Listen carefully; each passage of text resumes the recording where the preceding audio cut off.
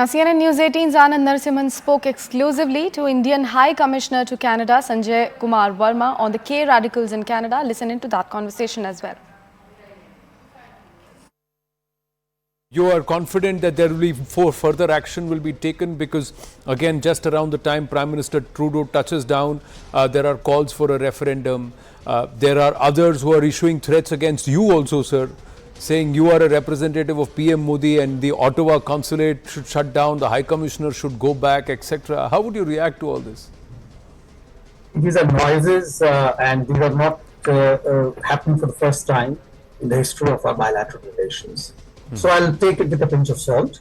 I continue with my own interactions with the government, with officials, with the provinces, with my community. And I hope to continue it the same way. There was a question about secessionist elements, Khalistani elements operating and getting a free run on Canadian soil. This was put to Prime Minister Trudeau. And he said you cannot broad brush it. Actions of a few cannot be broad brushed over a community and all of Canada. But what's being done? The irritant aspect is, and I think Prime Minister Modi has also raised this, that you're not doing anything about it. See, what Prime Minister Trudeau said has a lot of truth in that. It's a very small handful boisterous elements who would like to harm Canada in the relation at any cost.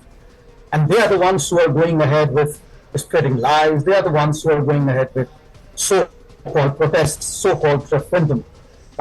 When you count their numbers in the overall population of Canada, they are hardly a drop in the ocean. And therefore, they are very, very small in number. And they have been able to do things that they are doing. But recently, when they had crossed the red lines of the Canadian law, actions had been initiated. Do these elements, like you call them, boisterous and very small drop in the ocean, are they getting more traction or are they just creating a lot of hype on social media? How would you read this, Sanjay ji? I would say that, earlier the social media was not so much in the eye.